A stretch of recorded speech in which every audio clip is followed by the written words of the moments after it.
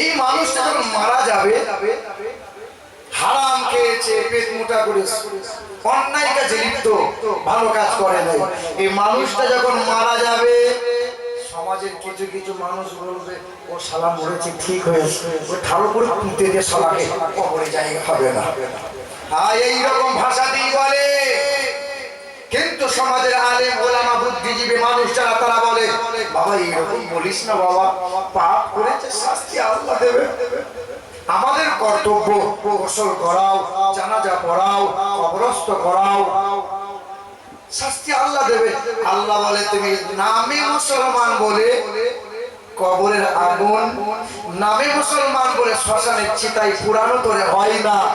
ওয়ালা তামুতুন্না ইল্লা ওয়া আনতুম মুসলিমুন। বান্দা যদি মুসলমান কবরে আসতে পারো, মুসলমান হয়ে হাসরে দাঁড়াতে পারো, তবে আল্লাহ পাকের ওয়াদা কবরের আগুন কোনোদিন ছুঁইবে না, জাহান্নামের আগুন কখনো স্পর্শ তোমারে করবে না। তারপরে শতকোটি দরুদ আর সালাম মক্কার মতি, মদিনার জ্যোতি, দুই কুলের সাথী জনাবে মুহাম্মদ রাসূলুল্লাহ সাল্লাল্লাহু তাআলা আলাইহি ওয়াসাল্লাম। আমার উপস্থিত জ্ঞানী গুণী সম্মানীয় উলামায়ে কিরামগণ, আমার সম্মুখে বসে থাকা মুরব্বী বাবাজিরা, ভাইরা এবং এই জালসার এই মাহফিলের আয়োজনকারী, সহযোগী, সহধর্মী, সহকর্মী, সহমর্মী, হিতাকাঙ্ক্ষী যারা, আন্তরিক সম্ভ্রম, শ্রদ্ধা, শুভেচ্ছা, আল্লাহ পাকের দয়া, মায়া, অনুগ্রহ আর শান্তি দ্বারা আমাদের সকলের উপর বর্ষণ হোক। জোরে বলি আল্লাহুম্মা আমিন। বাপ আল্লাহর প্রশংসা করে কি শেষ করা যাবে? এই যে আমার আল্লাহ পাক বলেন ওয়ালিল্লাহি ইয়াসজুদু মা ফিস সামাওয়াতি ওয়া মা ফিল আরদ মিন দাবাতিন ওয়াল মালাইকাতু ওয়া হুম লা ইস্তাকবিরুন। আমি আল্লাহ পাক আসমানের মালিক, আমি আল্লাহ জমিনের মালিক, আমি আল্লাহ হায়াতের মালিক, আমি আল্লাহ জমিনের মালিক। ওয়ালিল্লাহি ইয়াসজুদু মা ফিস সামাওয়াতি ওয়া মা ফিল আরদ। আসমানে দেখো, জমিনে দেখো, যত সৃষ্টি রয়েছে আমার ইবাদতে সিজদায় অবনত থাকে তারা। ফেরেশতারা ফাঁকি মারেরা, আসমানের পাখিরা ফাঁকি মারেরা, জমিনের প্রাণীরা ফাঁকি মারেরা, জঙ্গলের প্রাণীরা ফাঁকি মারেরা।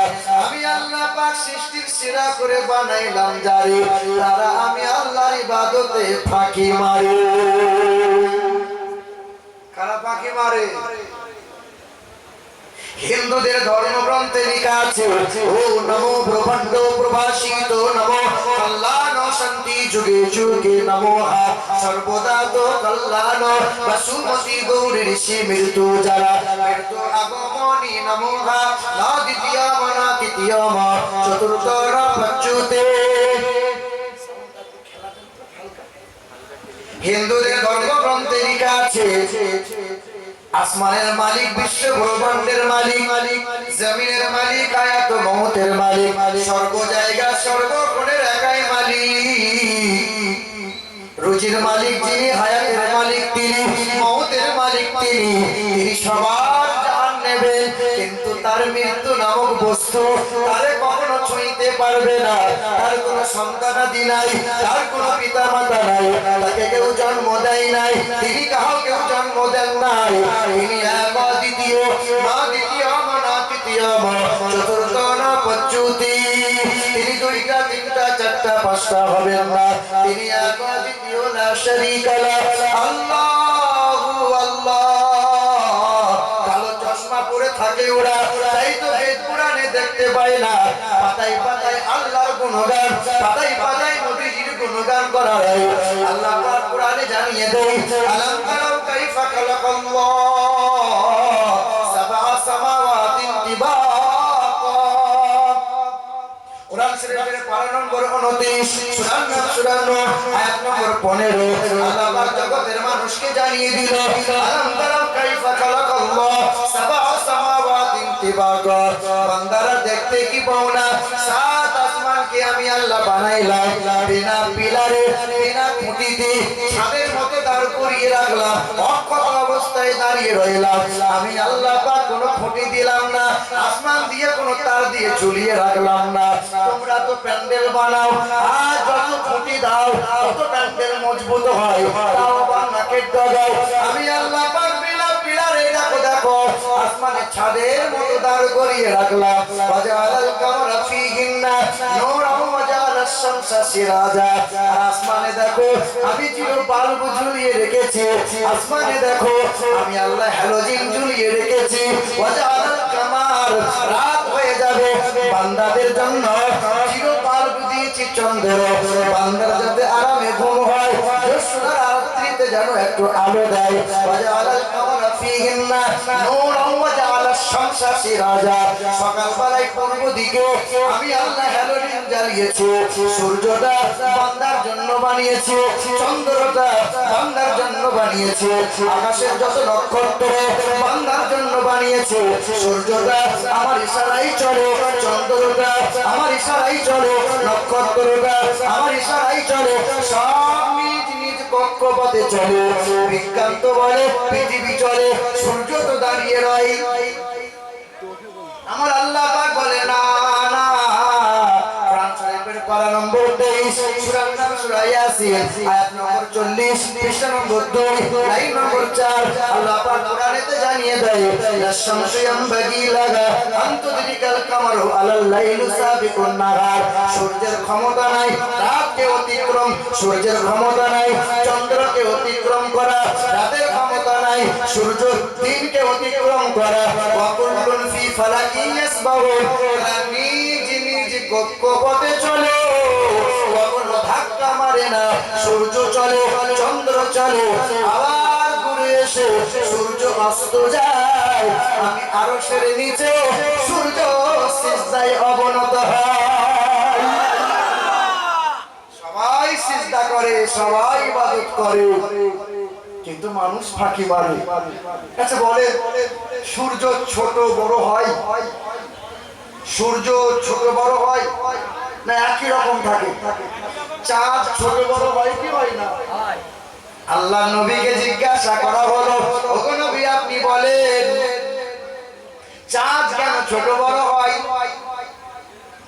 এই চাঁদে পৃথিবীর জমিন থেকে সর্বপ্রথম যিনি পা দিয়েছিলেন 1969 সাল জুলাই মাসের 20 তারিখে রাত্রি 11টার সময় যিনি সর্বপ্রথম চাঁদে পা দিলেন, ওই ব্যক্তির নাম হলো নীল আর্মস্ট্রং।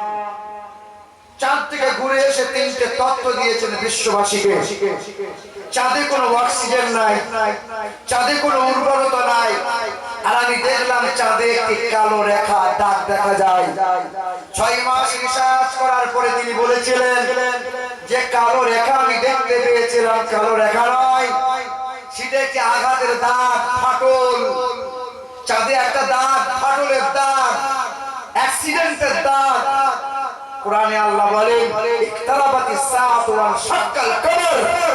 জগৎবাসী জানো না আমার হাবিব আকাশের চাঁদকে 2 টুকরো করেছিলেন। আকাশের চাঁদ কেন ছোট হয় বড় হয়? 1 তারিখের চাঁদ, 2 তারিখের চাঁদ, 4 তারিখের চাঁদ ছোট হয়, শুরু হয় কাস্তের মতো হয়। আল্লাহ পাক নবীকে জানিয়ে দেয় ইয়াসআলুনাকা আনিল আহিল্লাহ কুল হিয়া মাওয়াকিতুল লিন্নাস। পারা নম্বর 2 পৃষ্ঠা নম্বর 8 আয়াত নম্বর লাইন নম্বর 4 আয়াত নম্বর 189। আল্লাহ পাক জগতের মানুষকে জানিয়ে দেয় ইয়াসআলুনাকা আনিল আহিল্লাহ। ওগো নবী আপনি বলে দেন চাঁদ কেন ছোট বড় হয়? চাঁদ ছোট বড় হয় দিন গণনা, মাস গণনা, বছর গণনা আর নির্ধারণ করার জন্য শিক্ষিতর চাইতেও শিক্ষিত, বোকার চাইতেও বোকা, এই গোটা বিশ্ব মানব জাতির জন্য আমি আল্লাহ চাঁদকে বানাইলাম ইন্টারন্যাশনাল ক্যালেন্ডার।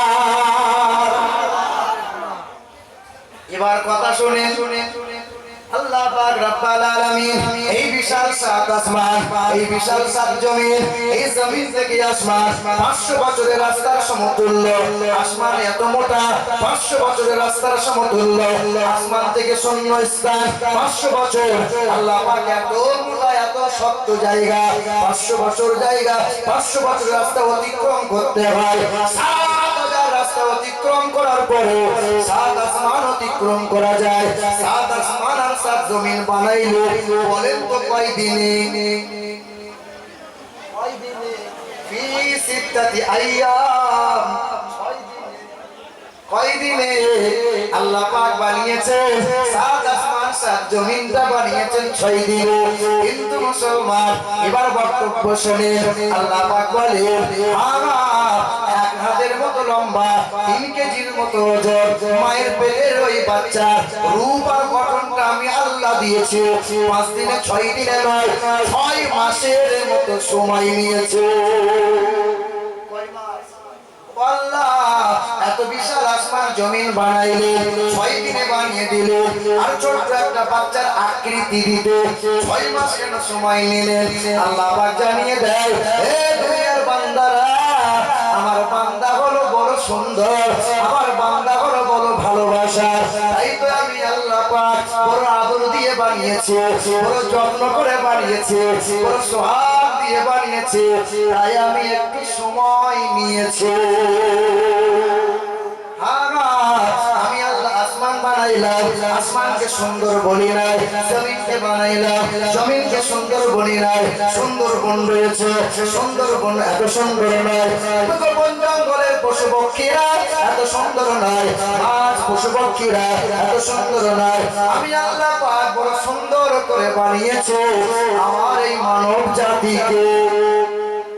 ও আল্লাহ কেমন করে বানাইলেন? আল্লাহ পাক বলেন, সুম্মা খালাকনান নুতফাতা আলাকাতান ফাকালাকনাল আলাকা মুযগাতান ফাকালাকনাল মুযগাতা ইযামান ফাকাসাওনাল ইযামা লাহমা।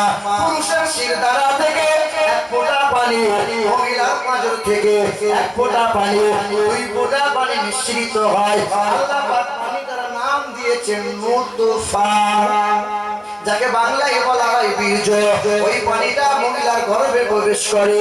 আল্লাহ বলেন, আমি আল্লাহর হুকুমে পানিটা রক্ত হয়ে যায়। 40 দিন যেমন হয়, আবার দ্বিতীয় 40 দিন যেমন হয়, রক্তটাকে আমি আল্লাহ মাংস বানিয়ে দেই।